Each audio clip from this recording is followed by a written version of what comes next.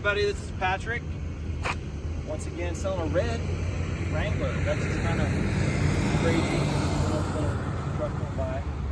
But again, it's going to be on the interweb, selling at auction, and I wanted to tell you the details about this 1989 Jeep Wrangler. You can see it's red. It's basically the base model. It does have the 4-cylinder fuel-injected motor, which is key. You don't want the carbureted motor. Earlier in like 87, 88, these were actually carbureted 4-cylinders.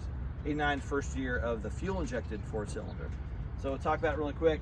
If you can look at my past video, you get all the rundowns about these vintage Wranglers. But 89, so the 45-degree roll bar, which is really pretty cool. Most people prefer that, or the ones with the full cage. But let's talk about this Jeep in particular. One owner Jeep that I recently bought from a gal down in the Pasadena, California area. Again, I know it's kind of weird. And she had a bunch of other really cool cars that she was getting rid of. And we got this one. So, period correct, aftermarket chrome pulleys, I think you call them, or the modular, the chrome modular wheels.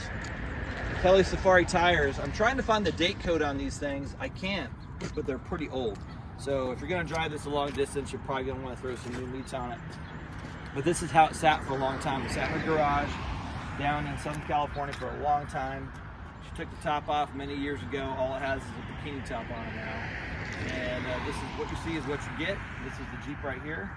Roll around over here and you'll see that was sold brand new at Brian Chachua Jeep down in Placentia, California. The original little license plate frames are still on there. Original plates, the UPGT808 are the original license plates as well. So this is a 100% original California Jeep.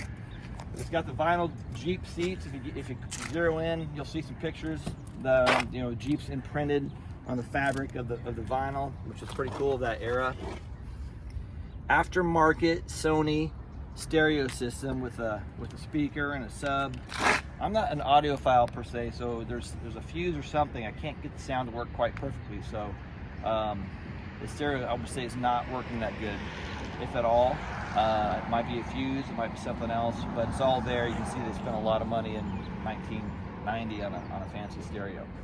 The paint's 100% original, almost perfect. There's only a few little blemishes to talk about as you roll around this 89 Jeep Wrangler.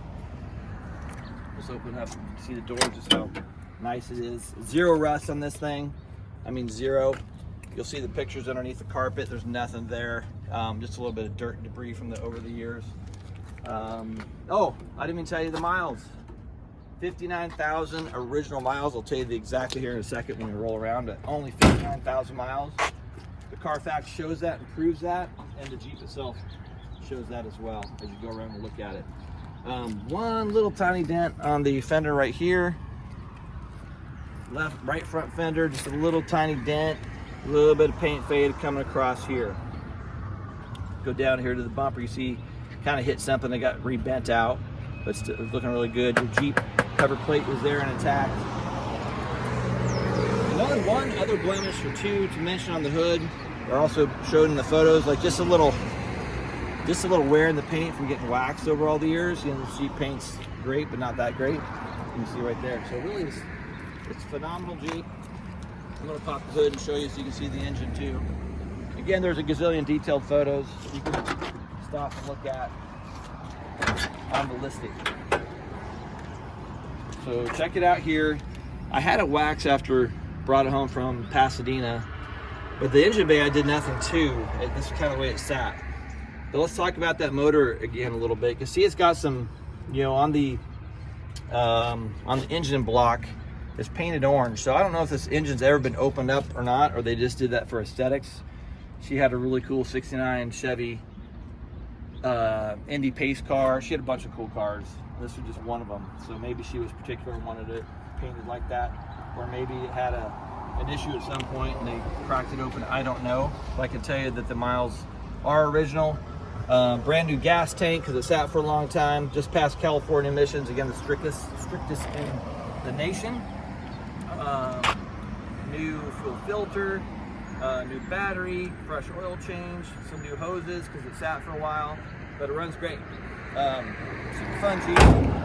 The 2.5 liter fuel injected 4-cylinder from this era is actually pretty cool. When I was in college back in the day at Arizona State University, I had a CJ7, and one of my good buddies in college bought one of these brand new in 1989. That dates when I went to school, and he was the first to get the 2.5 fuel injected 4, and that thing was fast, and this thing is pretty fast too. Not as fast as the 4-liter straight 6, but very adequate. And this is a fun little runabout Jeep, the perfect color. He doesn't want a red Jeep. And again, if you have any questions, please send them to me. Title at hand, everything's ready to go. We'll help you with the transporting, assisting you with that if you're not going to drive it home. There's no top, so if you're going to transport it, we do have a cover. There's a cover that covers the entire interior of the Jeep, so it can sit outside and not get dirty, and that can strap on and everything too. So that's it. That's the 1989 Jeep Wrangler YJ. Should call it the YJ. I didn't mention that yet. Oh, 59,000. Say exactly here, guys. 59,344 miles. Again, this is the Jeep era where you had the GM style keys. They didn't change to the Chrysler style keys until '91. And the parking brake works decent, but not great. Might need a little bit of adjustment. But other than that, good luck, good bidding. Thank you very much.